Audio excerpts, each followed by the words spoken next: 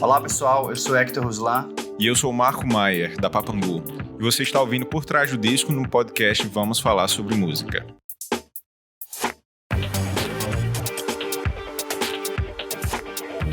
Eu sou o Kleber Fak. Eu sou o Nick Silva. E no programa de hoje a gente recebe os responsáveis por um dos trabalhos mais incríveis de 2021. Sejam muito bem-vindos, meninos. Muito obrigado. Obrigado pelo elogio.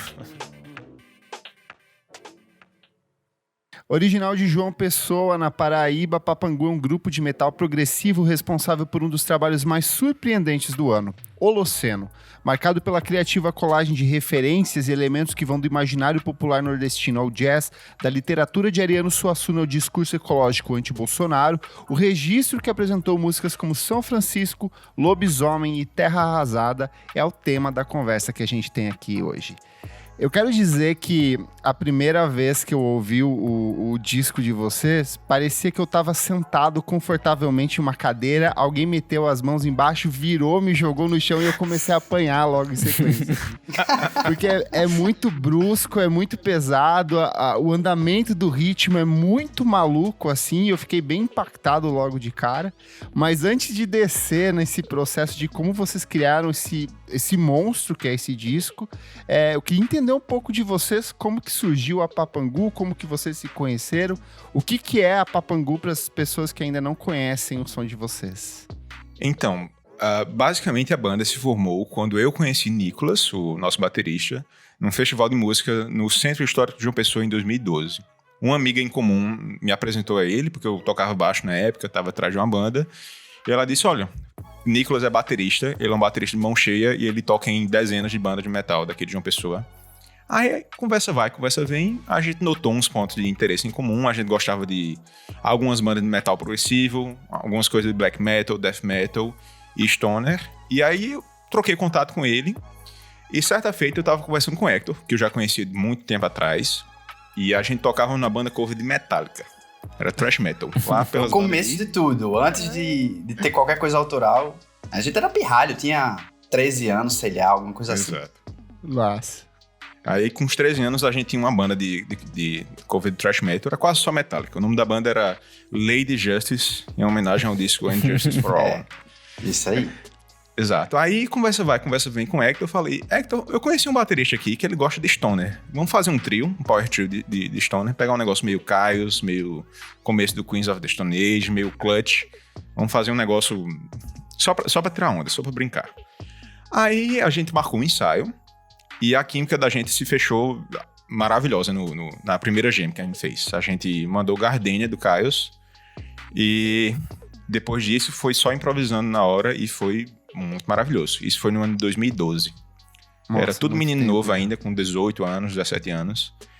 E daí a gente pensou, beleza, isso aqui dá bacana, mas vamos levar um pouco a sério e começar a fazer composições próprias. Surgiu justamente assim, né? Eu acho que na maioria das bandas, o primeiro ensaio a gente pegou justamente alguns covers pra tocar. Rolou alguma coisa de Black Sabbath também, é algo que todo mundo gosta em comum. E aí a gente pensou que começou a tentar colocar o negócio pra frente e aí surgiram as primeiras oportunidades de se apresentar, né? Nas casas independentes aqui de João Pessoa. Enfim, show muito pequeno, com amigos, ensaio aberto, esse tipo de coisa. Só pro pessoal da cena local mesmo, assim. Sim. Nem cobrava ingresso, nem nada. Era realmente uma coisa bem divertida e livre, assim. E aí a gente pensou, pô, se a gente vai começar a tocar pra alguém vai ver Papangu, então vamos fazer um som próprio, né? E aí é engraçado que é quando começa essa mudança. Eu diria assim que é um dos primeiros pontos de ruptura do que é a banda no início e de como ela chegou a se tornar o que é hoje. Porque a gente, quando nós debruçamos sobre composição, sobre fazer nossas próprias músicas, a banda que inicialmente era para ser tipo um projeto de stoner rock, stoner metal, doom metal, as músicas que a gente tava, a música que a gente criava não estava soando dessa forma, sabe? Já começou, tinha a influência, claro, tinha aquela base, mas a gente já começou a sentir um distanciamento, sabe? E é isso. Mas e disso para pensar em vamos produzir um disco, como que foi esse processo? E eu quero também entender se essa mudança de percepção de sonoridade foi de coisas novas que vocês passaram a ouvir, mudanças pessoais, como que foi nesse processo aí também? Eu diria que foi uma combinação disso. Primeiro, a gente notou que a gente tinha um ponto de convergência muito forte na banda Mastodon. Somos fãs incondicionais de Mastodon. E lá para 2013, em dezembro de 2013, depois da gente tocar um show, o nosso amigo Raí, com quem nós tocávamos na banda Lady Justice, a cor de thrash metal, ele perguntou se ele não podia aparecer no ensaio da banda, para ver. E ele chegou no ensaio com a guitarra, né? A gente fez uma jam, deu muito certo, e a gente pensou, eita, se a gente tem agora 2 guitarristas, tem uma paleta de cores maior, né, para brincar. E a gente começou a pensar em composições e a gente obviamente se inspirou nessas composições mais elaboradas e mais arrojadas de bandas como Mastodon e outras de rock progressivo também, tipo Rush e coisa do gênero. Apesar de Rush ser um power trio, tem aquela coisa de um ficar do Geddy Lee tocar tanto teclado quanto baixo. Teclado, né? Sim. Exato. Aí, nisso, as composições foram um pouco se maturando, a gente notou que não dava pra ficar na caixinha do Stoner, não dava pra ficar na caixinha do Sludge, do Doom, etc. E seria muito mais satisfatório pra gente tentar fazer um som que fosse próprio, que tivesse a nossa própria característica, nosso próprio sangue, DNA lá embutidos. E nisso, eu comecei a estudar música, levar a sério. Eu comecei a estudar baixo acústico por um ano, depois eu larguei, mas aí eu comecei a estudar harmonia, a estudar arranjo e composição. E eu tava ouvindo muito a música de uma banda francesa de rock progressivo chamada Magma.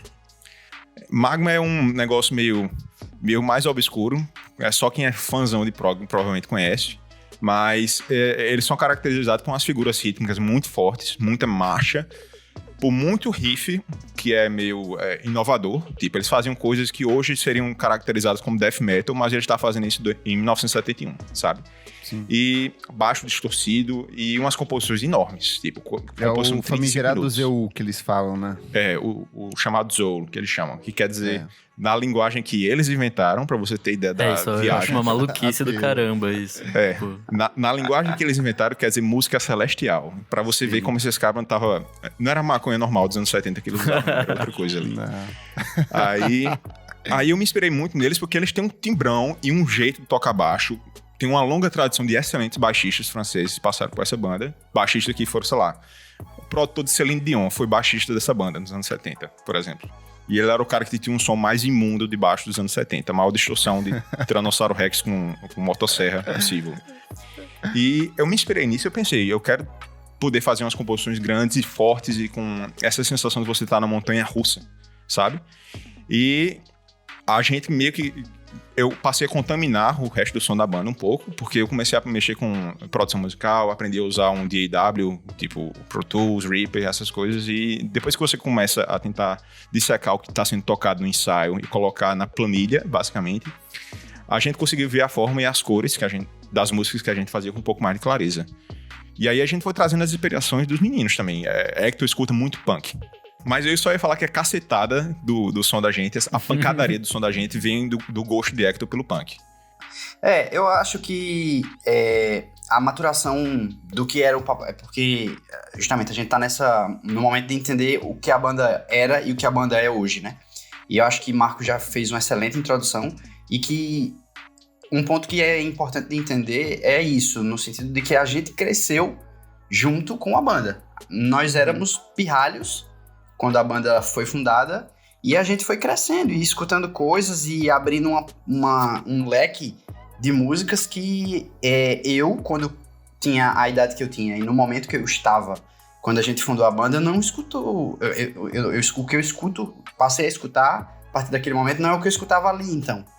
Hoje, o leque se abriu muito, e dessas experiências, dessas influências positivas e negativas, que eu também costumo dizer que o que a gente não gosta também influencia a gente pra caramba. Então, é basicamente isso. A gente tinha nós tínhamos os 3 membros originais, né, e Raí também, paletas de cores diferentes, assim. Porque justamente como o Marco falou, Marco é disparado o maior progueiro que já vi na minha vida. O cara é basicamente o enciclopédia do prog. E aí tem Nicholas, que é um cara que curte muito death metal e black metal, o que a galera chama post black metal atmosférico, né? Essas coisas meio Death Heaven e etc. Raí, quando tinha, sei lá, 16, 15 anos, gravou um EP de thrash metal com um amigo dele lá. Um projetinho, o cara gravou um EP e enfim, ele gostava muito dessa pegada do thrash. E eu curtia muito também esse lado do stoner, do doom, do sludge. E também gosto muito de punk, de hardcore, o que às vezes pode parecer bem paradoxal, né? Porque a galera sempre bota as tribos geralmente não se bicam, né? Exato. O cara fala, mas se você é prog, então tu não pode curtir hardcore, entendeu? E esse tipo de coisa que a gente vai vendo com o tempo que é a maior bobagem que existe. É até engraçado que a gente sempre conversa e marca o Gelo Biafra, né, do Dead Kennedys, o cara é o maior fã de Magma do mundo. Tipo assim, ele tem toda a coleção de LP, tem camiseta, tem aí tudo. Então assim, velho, não tem pra que ficar segmentando essas coisas. A gente só queria fazer um som que a gente curtia. E aí com essa junção desse caldeirão de influências, foi que a gente foi se transformando radicalmente pra ter o Holoceno que a gente tem hoje. Uma coisa que eu quero saber é se desde o começo vocês têm esse nome de Papangu, porque eu achei muito interessante a história desse ser, né? Tipo, que assusta crianças e tal. Eu achei muito legal. Eu já quero também puxar junto disso do nome que o Nick puxou, a relação de vocês com música brasileira também, que tem bem impregnada, bem forte dentro do disco. E é uma coisa que quando a gente pega muito grupo de metal, principalmente gente jovem, tem meio que tenta se distanciar da produção brasileira e abraça muito o que é feito lá fora, né? Queria entender um pouco mais disso de vocês também. Esse eu costumo falar que Papangu é basicamente não vou dizer daqui pro futuro, porque eu não vou engessar a banda. Se a gente, de hoje pra amanhã, quiser virar um negócio do avesso, eu não vou ficar colocando em caixinhas também. Mas enfim, pelo menos pra esse ciclo de Holoceno, eu diria que é um tripé que fundamenta o que Holoceno se tornou, que é justamente a música nordestina, brasileira, mas, enfim, também nordestina, a música prog rock, enfim, como você queira chamar, e o Doom, o Sludge, enfim, a família Black Sabbath e Constelação. Nesse sentido, o nome Papangu, justamente, foi também nesse momento de fundação da banda, do momento que a gente começou a fazer as nossas músicas próprias, a gente pensou, tá, mas o som que a gente tá fazendo não é tão stoner quanto a gente achava que era, tá se transformando um pouco para esse lado do prog, o que é que a gente pode fazer para dar a nossa cara? E aí que veio essa pegada, poxa, vamos botar nossas influências regionais. Vamos botar o nosso sangue, o nosso DNA. Quando eu tinha, sei lá, 10 anos, 9 anos, meu pai me colocou para escutar um disco chamado Fuá na Casa de Cabral, de Mestre Ambrósio, que é uma banda de Pernambuco. E simplesmente esse disco mudou a forma como eu escuto música, assim. Porque é um projeto que traz uma produção moderna, enfim, tem música... o trio a base, na verdade, é uma música pop ou rock, com guitarra, baixo, bateria, mas aí os caras trazem rabeca, os caras trazem pífano, os caras trazem zabumba, traz ritmo de maracatu, de baião, triângulo, e esse negócio simplesmente, assim, é um dos meus discos disparados favoritos.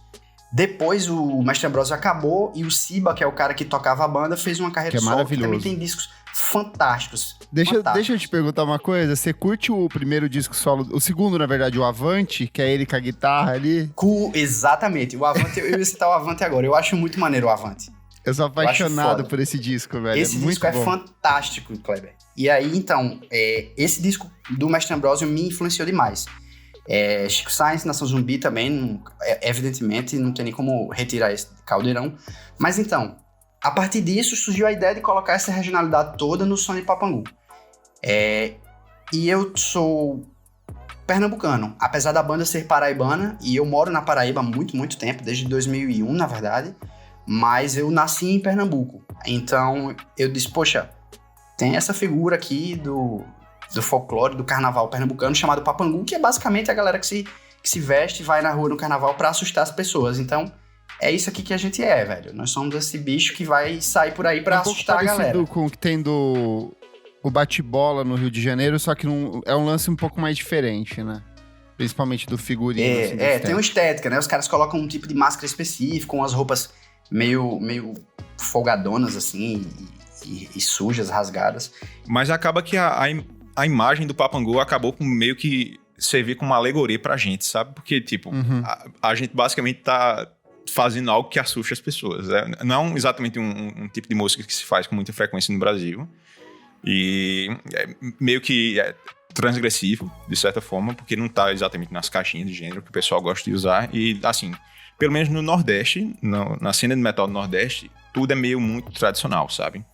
As bandas escolhem cantar em inglês, elas costumam meio que copiar o som, o timbre, a estrutura de composição de outras bandas.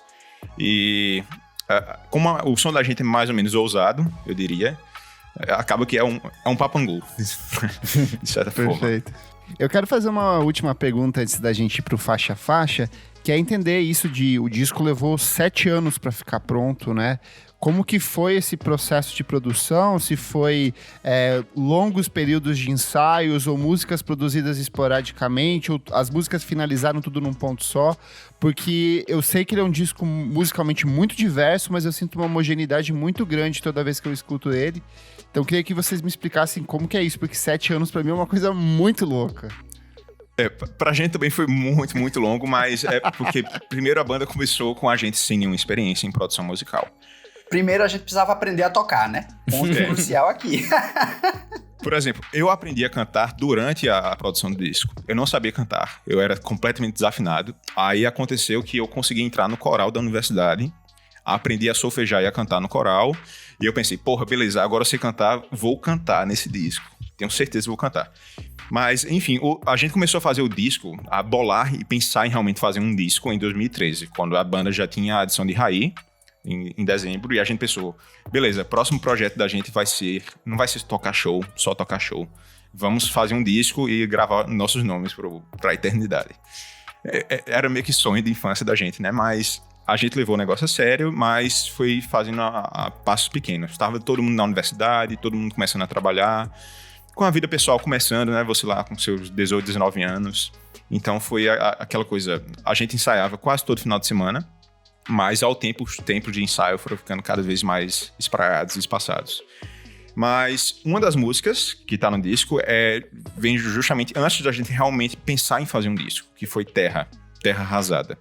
Ela surgiu só com o nome de Terra, ela é de 2013, a gente tocou no nosso primeiro show, em dezembro de 2013, e a primeira metade da música é igual, não mudou nada. Já tá dando spoiler do Faixa a Faixa aí, Marco. Não, mas só pra contar que ela foi basicamente o pavio inicial do disco. Depois a gente destrincha. Mas ela foi o pavio inicial e a gente pensou, meu Deus, temos que fazer um disco. Então, nisso, a gente aprendeu a fazer produção musical.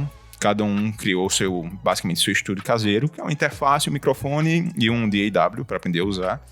A gente começou a usar coisa feita Guitar Pro, mas aprender um pouco de notação musical também. E a gente foi talhar cada música no estúdio, sem descanso, basicamente. Era basicamente um ensaio somente para uma música. E a gente tocava e corrigia as partes e mudava tudo e ensaiava de novo, parte e pedaço por pedaço, até ficar satisfeito e pular para a próxima. E foram anos disso até a gente ficar melhor nos nossos instrumentos. E depois a gente começou a bolar, beleza, se a gente vai fazer um disco, a gente precisa de uma capa. E se a gente precisa de uma capa, a gente precisa montar as letras. Se a gente precisa montar as letras, a gente precisa pensar em todo o esboço estético, em uma linha histórica que o disco tem que percorrer. E nisso veio a ideia de fazer um disco conceitual. Obviamente, como todo mundo aqui gosta de prog, a gente foi se inspirar em discos que a gente ama, como, por exemplo, o Crack the Sky, do Mastodon. E utilizar esses pontos de referência como pensar, beleza, vamos fazer um disco com uma historinha, mas não vamos fazer uma historinha assim, nada brega e kitsch de, sei lá, botar narrador e coisa do tipo. Não, vamos fazer um disco que tem segue um fio de meada estético, do começo ao fim, e que ele vai evoluir de uma maneira lógica até o fim, o encerramento. E a partir disso a gente bolou umas ideias, pensou em algumas figuras estéticas que a gente podia mencionar, e a gente foi ler literatura do Nordeste também. Coisa feita João Cabral de Melo Neto, com Morte e Vida Severina, a literatura de José Lins do Rego, Os Sertões, Ariano Suassuna. Muito Ariano Suassuna. Não só as peças dele, que todo mundo conhece, como Auto da Compadecida, mas também a poesia dele, que é cheia de figuras e simbolismo muito bonito. E a partir disso a gente jogou basicamente numa sacola, escolhi alguns elementos e a gente mandou para um artista chamado Ars Moriendi, que o nome dele é Pedro Felipe, lá de Minas Gerais, Belo Horizonte. E a gente encomendou uma capa para ele, uma capa para o disco. E a gente disse, olha, a gente quer mais ou menos algo nessa vibe. Essa aqui são nossas demos. Tenta absorver aí e solta alguma coisa. E o que ele pariu foi essa maravilha que tá na capa do disco. É perfeito, porque representa de primeira, perfeitamente, cara. Nossa. Exato. Essa capa, velho. Eu fiquei alucinado, porque acho que semana passada, não foi, Marco? A gente viu um cara no Instagram falando, ou foi no YouTube, sei lá, o cara falou, porra, essa capa eu tatuaria nas costas facilmente. É bonita demais, velho. Incrível. É nessas horas que bate meio que a ficha, né, do pessoal tá gostando do disco. Porque a gente vem do cenário meio morto pra coisa mais viajosa, experimental. E tem uma galera do Bangladesh que tá mandando mensagem pra gente dizendo que amou o disco, sabe? Vocês viram que vocês estão, tipo, é um dos discos de metal do ano no Rate Your Music, né? Então, por base na avaliação do público internacional, assim, é muito louco isso. Tá perto de bater 1000 avaliações. Não, e só pra completar essa questão de Marco, né, que fez essa narrativa do porquê dos 7 anos, sendo também extremamente honesto, direto ao ponto, cara, naquela época, quando a gente, primeiro, além de ter tudo isso que Marco falou, a gente aprender a tocar, a gente simplesmente não tinha dinheiro, velho. A gente simplesmente não tinha dinheiro. A gente não tinha trabalho, a gente tava estagiando, sei lá, ganhava 200, 300 conto por mês, tava na faculdade, arrumava um trabalho, mas o trabalho não dava pra cobrir um disco, aí um tava trabalhando, os outros 3 não estavam, simplesmente era impossível financiar, porque o disco é 100% financiado pela banda, não tem R$1 de ninguém que não seja nosso, então não simplesmente não dava, a gente precisou ralar pra poder fazer o disco nascer também, sabe? Exato, a gente ensaiava em estúdio com Barata e com Mofo. Tinha um estúdio que a gente ensaiava, que ficava a uns 20 quilômetros de uma pessoa, que era embaixo de uma churrascaria. Incrível. Juro. O local. Uma churrascaria de beira de estrada. Era o único lugar que a gente podia ensaiar, que a gente conseguia financiar. E realmente não teve R$1 de ninguém, nenhuma gravadora passou adiantamente a gente não que nenhuma, acho que nenhuma quis, na verdade, porque a ideia já era muito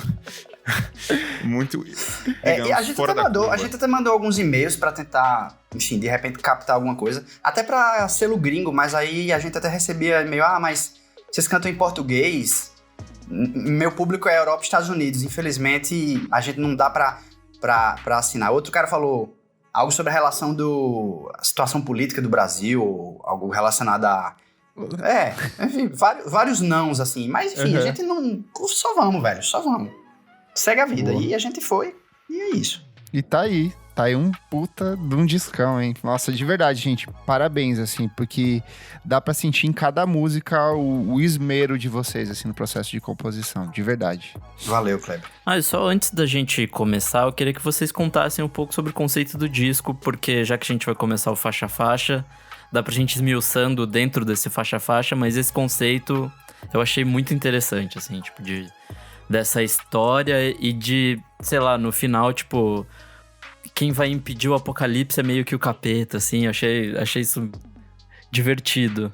Então, a história do disco é meio críptica e não é exatamente linear. Não é necessariamente linear, na verdade.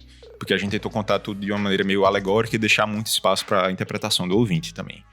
Mas, basicamente, a história do disco é que o protagonista, que não tem nome nem precisa ter nome, ele é um cangaceiro, ele trabalha como jagunço Ele não é exatamente cangaceiro no sentido de resistência, mas ele trabalha como jagunço a serviço de um latifundiário. E a profissão dele é matar e expulsar quem tá na terra que o latifundiário quer pegar. E nessa vida de violência que ele vive, uma certa noite ele dorme, ele tem um sonho e no sonho ele vê que o mundo não tá se acabando. O céu cai sobre a terra e a vida como ele conhece não vai ser a mesma e não vai ter mais vida na terra onde ele vive. E nisso ele se toma de remorso e de arrependimento por tudo que ele fez, e ele pensa que o que ele tem que fazer é um sacrifício ritual. E nisso ele pratica um sacrifício, ele tenta sacrificar a vida a fim de impedir o que estava no sonho dele de ocorrer. Não dá certo, porque ele estava, digamos, impuro na hora que ele fez o tal de sacrifício, e nisso ele desanda uma reação em cadeia, e que vai culminar basicamente no fim do mundo, enquanto conhecemos. E nisso ele desce o Rio São Francisco para tentar fugir do mundo se acabando, e ele vai atrás de alguma entidade que possa ajudá-lo a tentar impedir que o destino não se complete do jeito que ele pensava que vai ocorrer. E nisso, acho que é melhor falar no faixa-faixa sobre esse conceito específico da letra, mas é basicamente uma tragédia sobre arrependimento, que pode ser interpretada como uma alegoria com a destruição ambiental do Brasil, enquanto conhecemos, e talvez a destruição ambiental global com a mudança climática. Boa. Lá, garanto que tem pouso.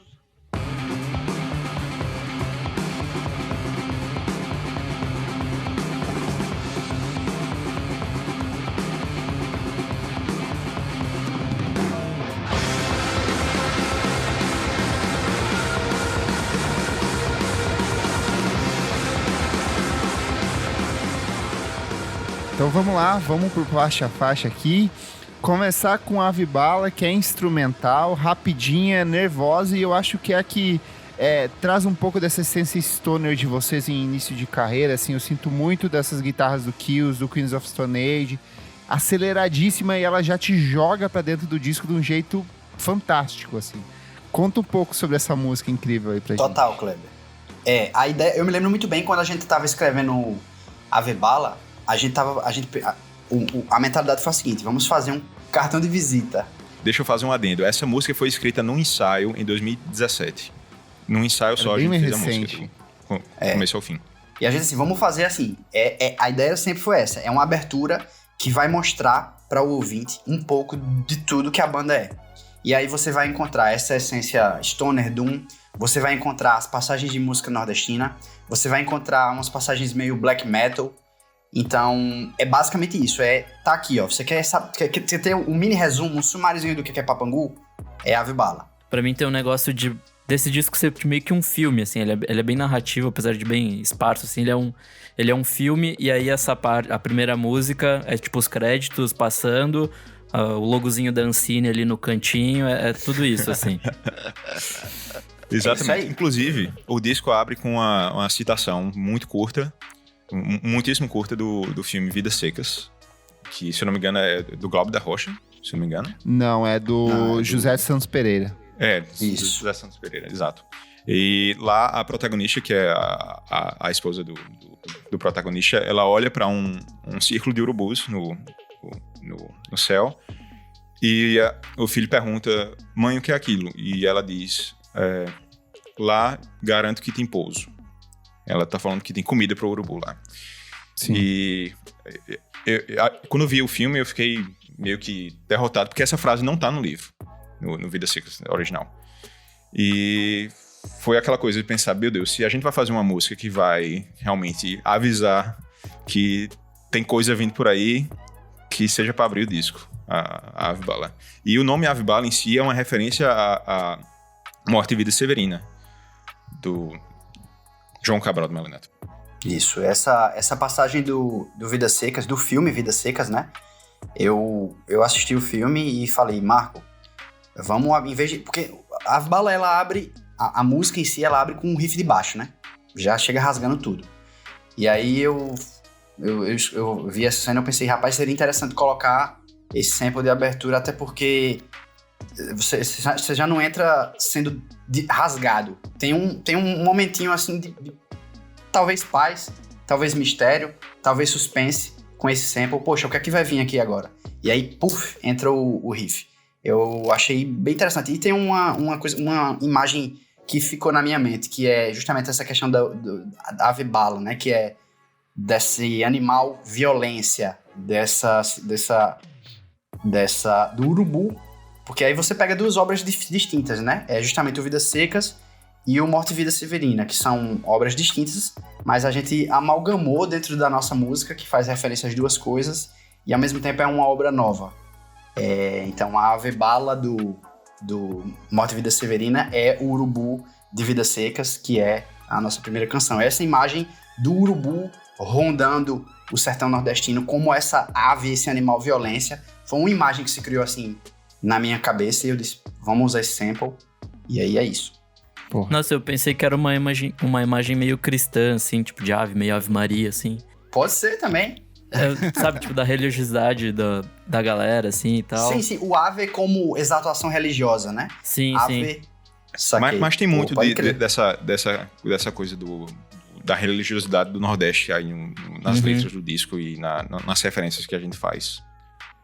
Especialmente em Água Branca, que é a faixa 2 do disco. Então, agora vamos pra ela. Pra mim também, eu não sei, assim, meio que na narrativa eu senti que ela é como quando começa o mau presságio, assim, quando ele tá nesses sonhos intranquilos e, tipo, deu merda, assim, tipo, é onde... E até uma música muito mais, tipo, revolta, assim, tipo, parece que eu tô num redemoinho e não sei pra onde olhar porque acontece muita coisa. E eu quero destacar também o Aná Barreto, que toca em 2 músicas do disco, e essa é a primeira que ele participa, lá mais pra segunda metade da canção, assim, tocando o mini-mug dele espetacular também, né? Exato. O Aná é maravilhoso. O Aná, ele é um músico daqui de João Pessoa, ele toca muito jazz, toca muito MPB, toca música clássica também, ele é professor de piano, e eu conheci ele faz uns anos e viramos amigos. E quando chegou a hora da gente gravar o disco, eu liguei pra Aná e falei, bicho, tu tá ocupado hoje? Aí ele disse, eu vou tocar um show à noite, mas de tarde eu tô de boa. Por quê? Não, aparece aqui no estúdio, tem um mini-mug aqui, vem brincar um pouco. Aí beleza, eu tinha combinado com ele que ele só vinha gravar uma música, né? Mas a gente matou as bases de Água Branca no estúdio. Ele chegou quando já tava com a base pronta. Aí eu disse, olha, a música é essa, os acordes são esses. Quer tocar um solo aqui, não? Aí ele, beleza. Ele ouviu a música uma vez, deu uma passada no Minimoog, só ouvindo, só pra testar, e foi maravilhoso, porque ele é um músico sensacional. Ele, de cara, ele deu um solo que foi perfeito pra gente, mas ele disse, não, tava só aquecendo, depois de deixar todo mundo de queijo caído. Aí ele passou de novo, e o segundo take, o take de verdade, que a gente realmente botou pra gravar, é o que tá no disco. E a primeira vez que ele escutou a música, ele detonou o solo no segundo take. Foi um negócio assim, absurdo. Absurdo é a palavra. Não tem nem o que dizer. A gente ficou rindo descontrolavelmente, sabe? Depois que ele soltou de felicidade. O cara é fenomenal mesmo. Mas sobre a letra de Água Branca ocorre logo depois que o protagonista acorda do sonho. E ele começa o tal do ritual, que vai dar merda. No caso, a música toda tenta trazer a ilusão de uma queima de uma pessoa na fogueira. De um sacrifício de alguém na fogueira, tal qual se fazia com as bruxas no tempo medieval. Mas essa coisa de colocar a pedra branca no meio do verdume é um imagético que tenta trazer essa coisa da fumaça e dos elementos.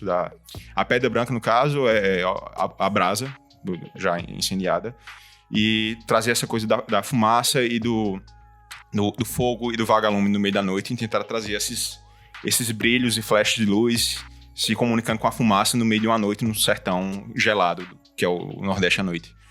Nisso tudo, quando ele escuta o som da agonia e ele que percebe que ele tá tocando uma pessoa em fogo vivo, que ele percebe que ele fez algo terrível, ele nota que vai dar merda. E essa ilusão de vai dar merda percorre o disco inteiro, a partir daí. Boa. É algo que tá o tempo todo e é algo que a gente tentou representar também na própria sonoridade do disco. Com essas viradas e essas mudanças de tempo e essa harmonia que fica naqueles acordes com sétima menor, com muita dissonância. E tentar trazer essa coisa que deixa não só o protagonista da história numa posição desconfortável, mas também o ouvinte ficar pego de surpresa. E aí a gente chega em São Francisco, que é uma das minhas favoritas do disco, e eu também sinto nela essa mistura de elementos que vocês vão desenvolvendo ao longo do trabalho inteiro. Ela abre com um guturalzão nervosíssimo. Quem canta esses primeiros minutos aí? Quem canta os primeiros minutos de São Francisco, o gutural, quem abre são Hector e Raí. Os dois fazem em conjunto. Eu não sei cantar gutural. E aí depois ela muda o andamento dela, vem uma vocal um pouco diferente, ela dá uma acelerada também, ela muda bastante, né? Exato. Essa obra aí é do Nicolas, que é o nosso baterista, que inclusive ele não pôde tocar no disco na gravação, porque na hora que a gente tinha gravado as bases e ia passar pra bateria, a pandemia bateu. E aí nisso eu tive que falar com um amigo meu, Thorstein Loftus, que ele é um baterista norueguês, que ele tocou com a banda Shining, que é uma banda de jazz metal lá da Noruega, mas ele é baterista de longa data de uma banda chamada Elephant Nine, que eles são uns visionários do rock progressivo lá da Noruega. Eles têm um cenário fantástico, mas essa, de longe, é talvez a maior banda que eles têm na história do país, e eles talvez sejam a maior banda ao vivo no mundo, no sentido de técnica. Os caras são monstruosos. E aconteceu de eu conseguir uma bolsa para estudar na Alemanha. E nisso eu achei uma passagem de 5 euros para viajar para a Noruega, na data que eles iam tocar 4 shows. Aí eu faltei um dia de aula, consegui ir para 3 dos 4 shows, e lá eu descobri que eles estavam gravando todos os shows para ser lançado ao vivo, em vinil. E eles lançaram com Psychedelic Backfire 1 e 2, e uma versão 3, exclusiva em vinil.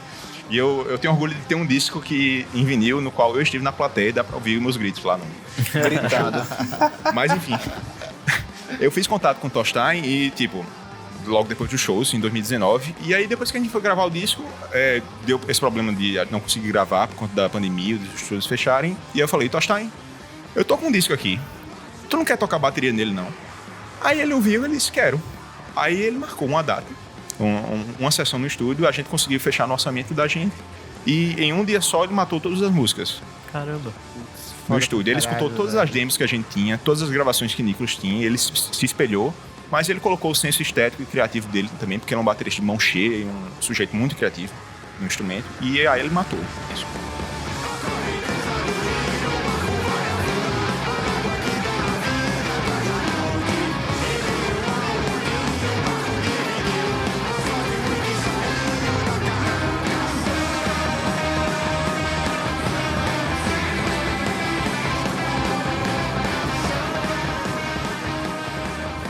Essa conexão João Pessoa, né, Paraíba, Noruega, que tem nesse disco é um negócio fabuloso, porque não só Thorstein na bateria, foi mixado por um norueguês também, e o cara que toca o saxofone também é norueguês. Então, é a cena pessoense e norueguesa casando aí para lançar o Holoceno.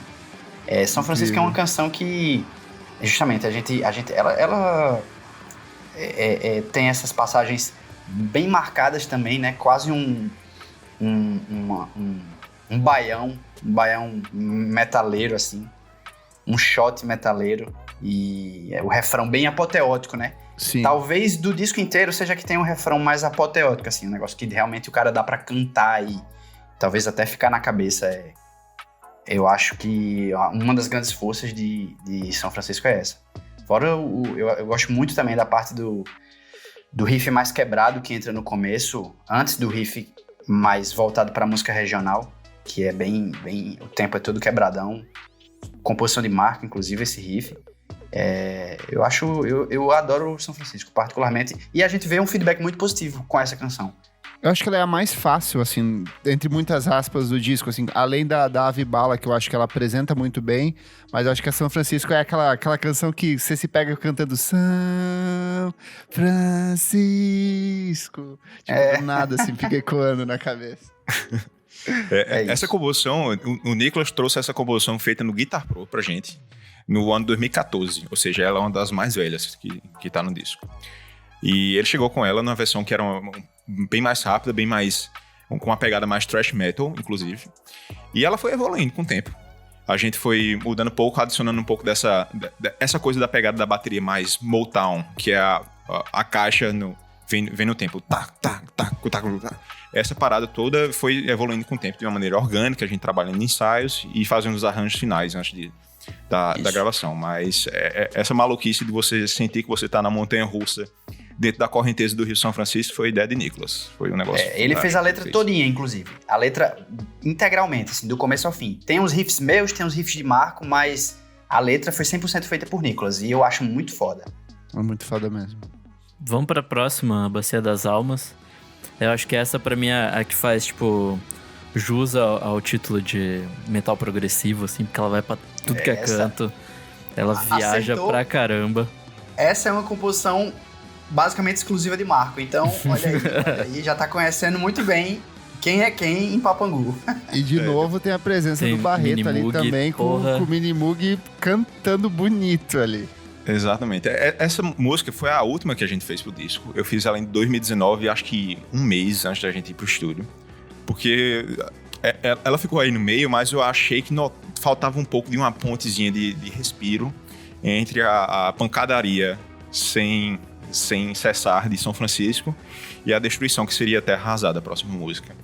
Então, meio que para fazer uma ponte, para tentar também deixar muito claro que o protagonista estava num estado de remorso e de arrependimento enorme, aí eu puxei o violão, puxei os acordes iniciais da música e eu pensei, isso aqui tá me cheirando a algo meio post-punk.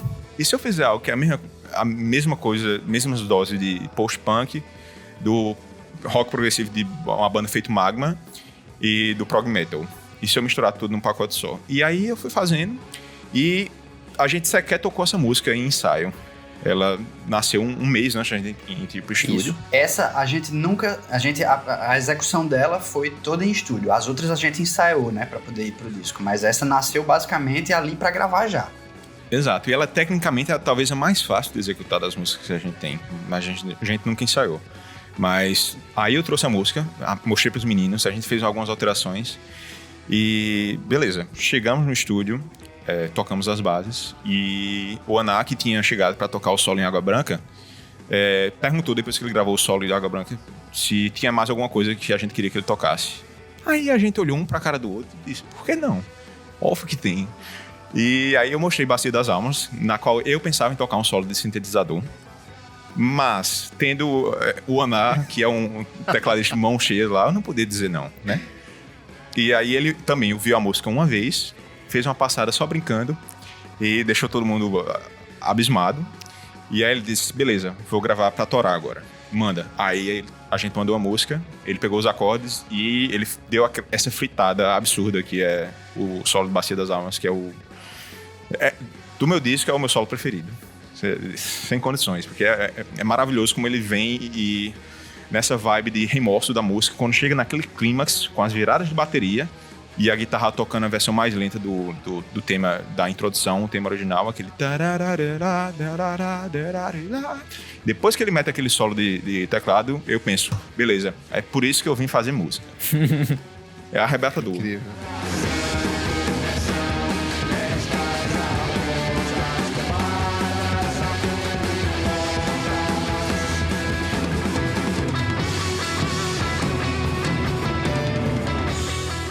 E narrativamente, ele me parece, assim, tipo, quase o final do segundo ato do disco, assim, quando ele, tipo, bate o remorso total, ele já tá, tipo, fudeu, o mundo tá acabando, o que eu vou fazer? E aí vai pra próxima, que, tipo, é uma outra coisa, assim.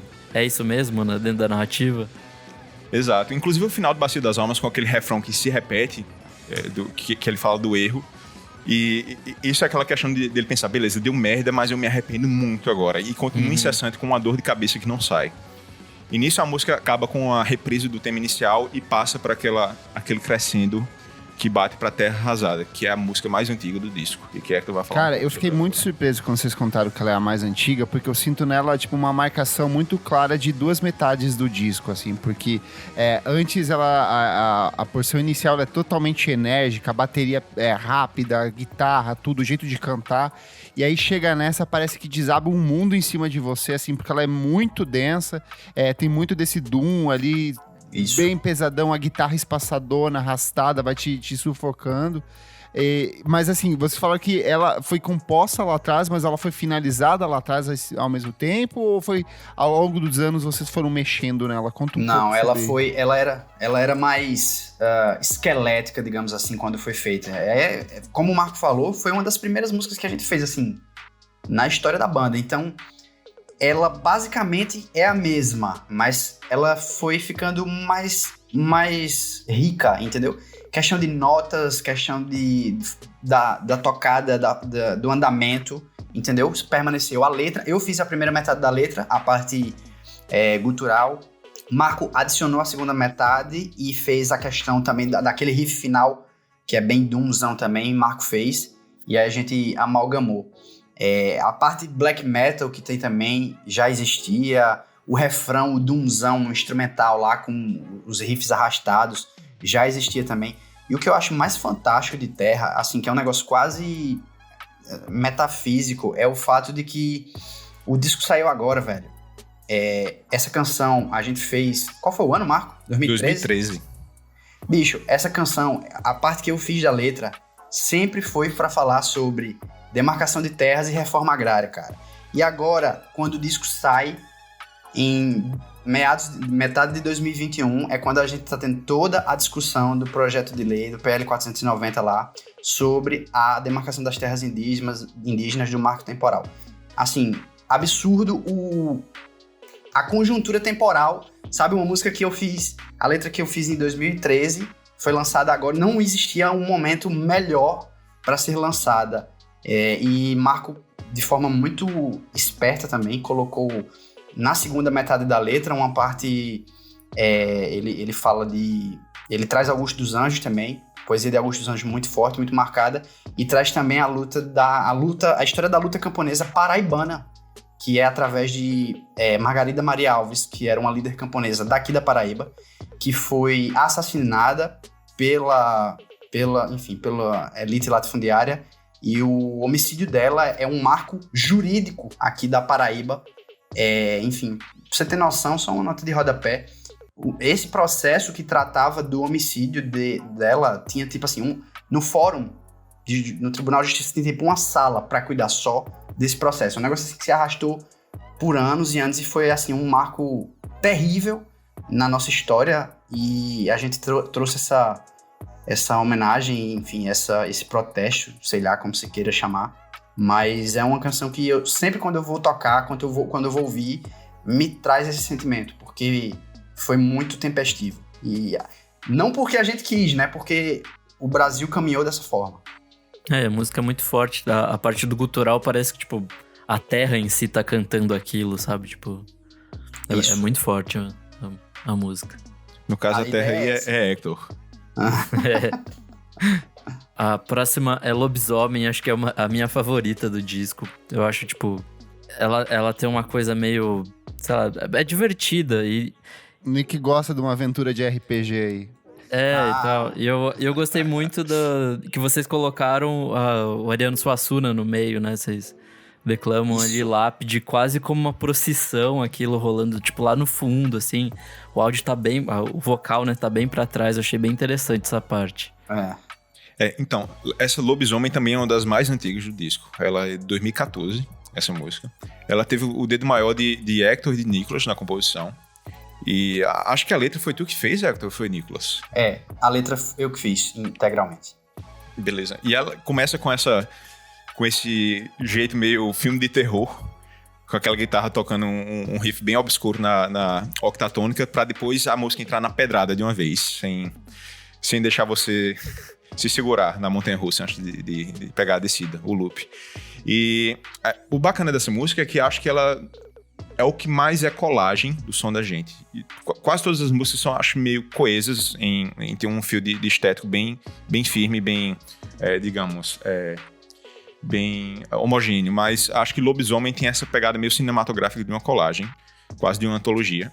Porque ela começa com esse negócio quase thrash metal, mas meio hardcore, meio com influência de punk. E muito, muito cacetada. Inclusive com os cantos de Raí, que são meio levemente pop punks, com aquele... Eu achei engraçado isso. A gente fizeram um review do disco que os caras falaram que a parte do uou era influência de Offspring. Meu Deus. Eu não acho que era não, assim, mas enfim... É isso. Bem, pode não ser direta, mas a gente ouviu muito Offspring na infância da gente, né? Então, tá aí, contaminando. Mas enfim, vai saber, né? Mas de fato. E a gente tentou fazer essa sensação de montanha-russa com os tempos quebrados pra pegar a pessoa desprevenida e depois levar ela nessa viagem digamos, jazz metal. De vez em quando ela encolhe também, né? Ela tem, tipo, uns momentos mais contemplativos pra explodir de novo. Acho isso bem foda. Aí é quando entra Marco, exatamente. É a influência do Magma aí. Tem aquela parte marchada que na nossa cabeça, quando a gente tava compondo a música nos ensaios, é a parte da caçada. É assim, é a besta, a criatura vai caçar. E aí, salve-se quem puder. E é aquele momento de tan, e a marcha. E crescendo, e porra, quem é que vai ser pego? Quem é que vai morrer? E aí, tan, tararara, enfim. Essa foi essa montanha-russa, que é o que Marco, esse termo que ele gosta de usar, que é justamente essas dinâmicas de altos e baixos, em Lobisomem dá pra sentir. E a tensão do terror também, né? Essa montanha-russa, velho, tá quebradaça, tá torta, tá destruída, velho. Isso. Não, mas a gente tem muita vontade de usar esses elementos que muitas bandas do rock progressivo usam, mas também da música clássica, de criar tensão e deixar você esperando a tensão se resolver de algum jeito. Seja por, sei lá, um acorde que falta se resolver, ou por uma mudança de tempo, ou por uma mudança até de textura.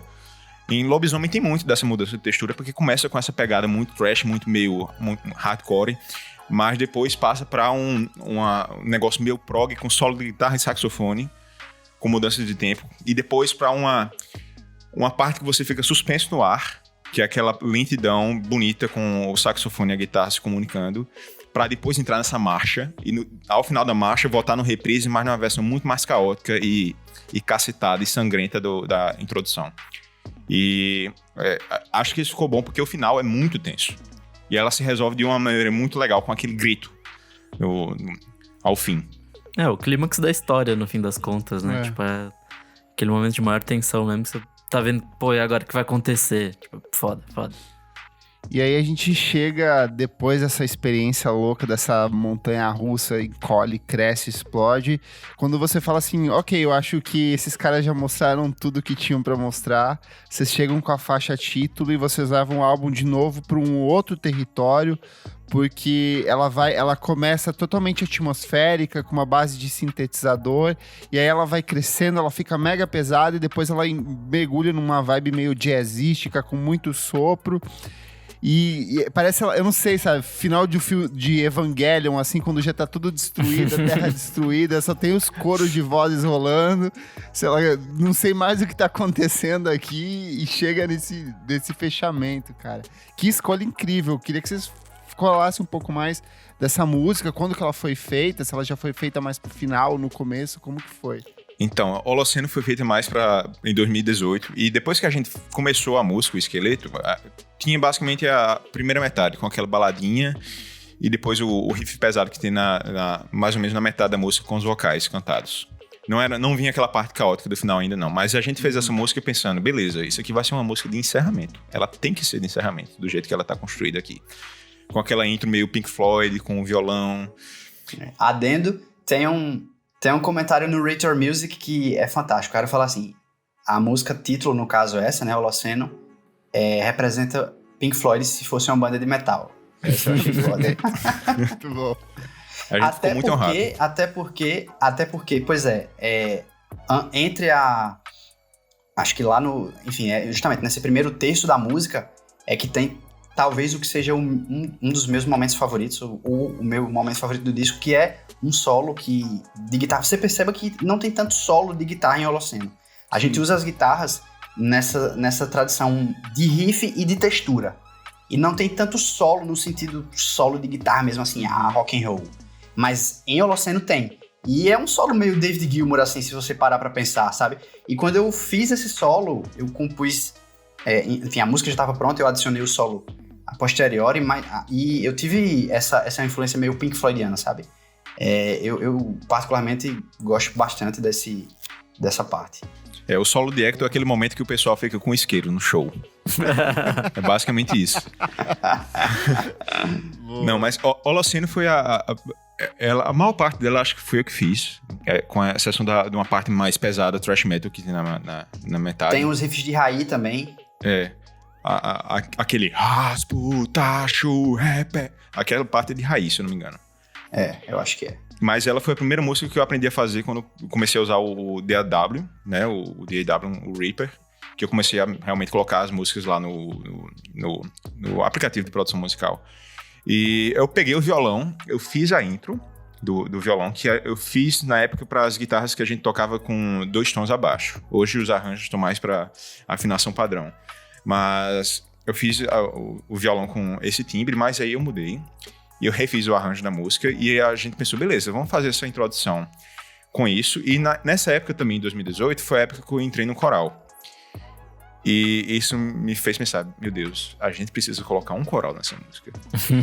E aí, junto com esses violões, após a introdução meio gelada nos sintetizadores, que foram providenciados por meu primo, o Luiz Souto Maior, que ele é engenheiro elétrico no Canadá, mas ele tocava comigo em João Pessoa na banda cover de King Crimson. E ele montou uma pequena coleção de sintetizadores quando ele viajou, fui trabalhar lá, e eu mandei mensagem pra ele dizendo, bicho, tu não quer tocar um sintetizador aí não, na introdução dessa música?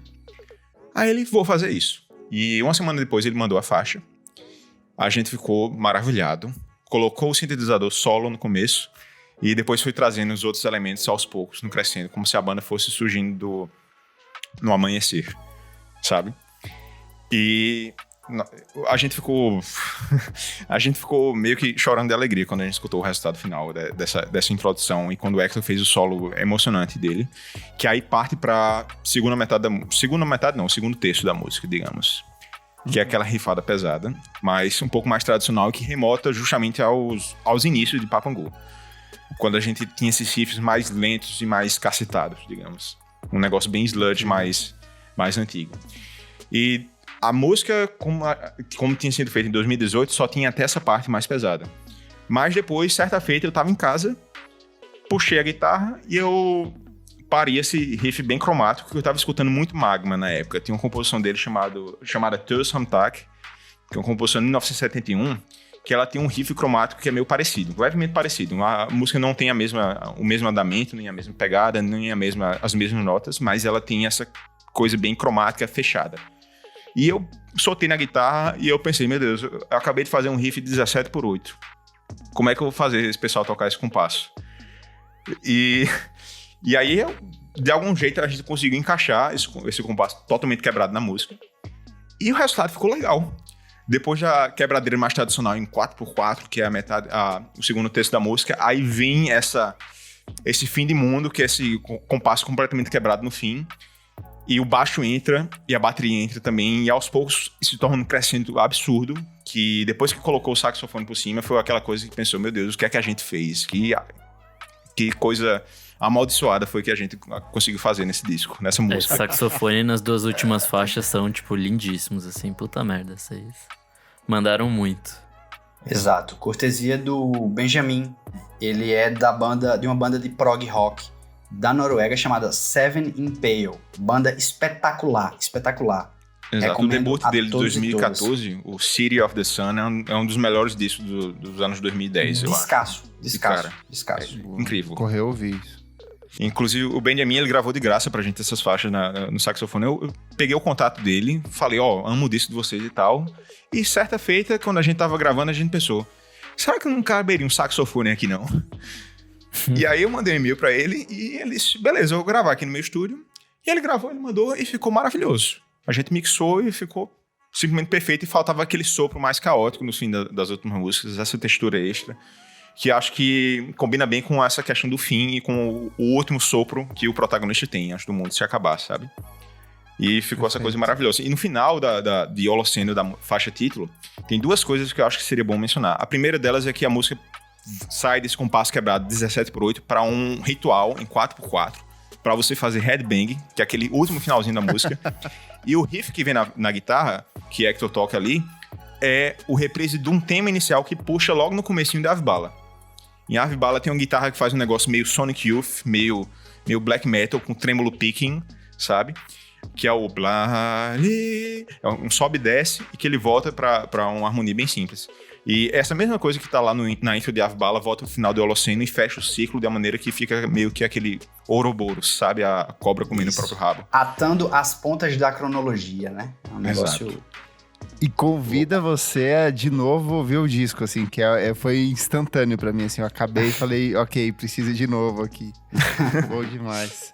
Gente, pra fechar aqui, a gente sempre pergunta pros convidados que cada um recomende uma música, cite uma música que gosta muito, que fala isso aqui representa o disco, ou a que você acha que é a sua favorita do álbum nesse processo todo.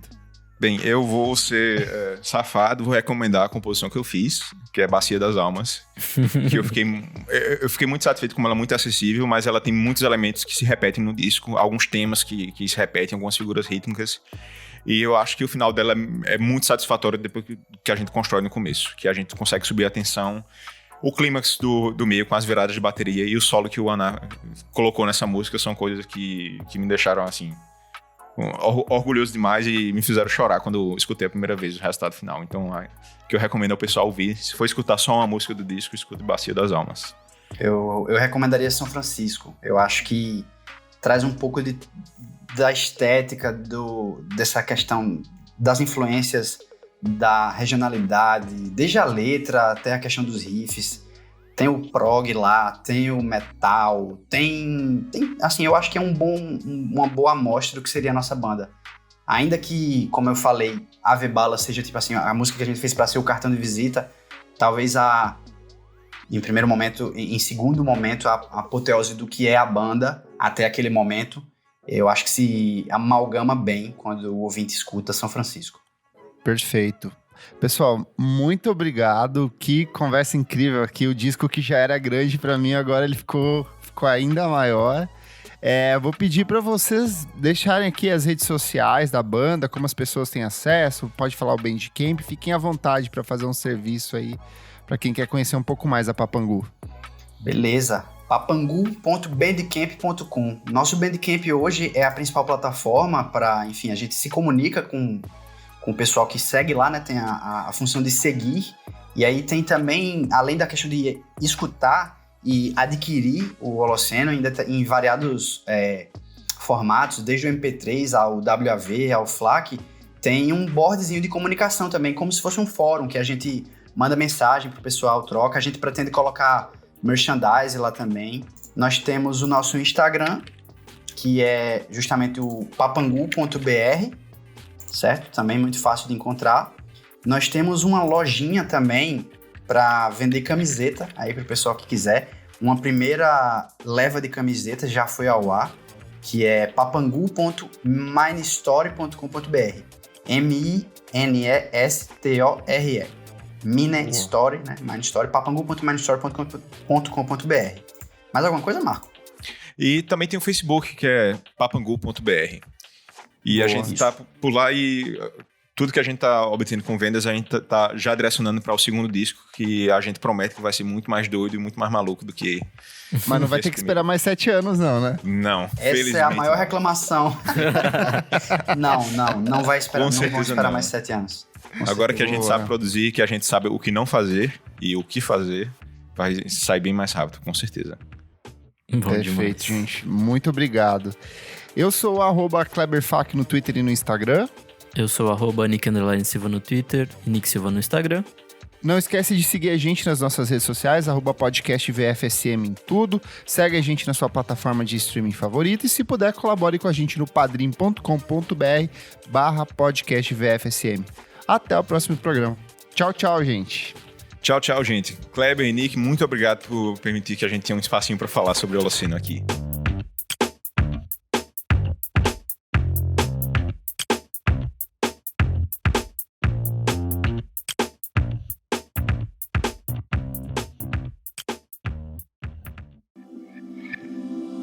Esse podcast foi editado por Nick Silva.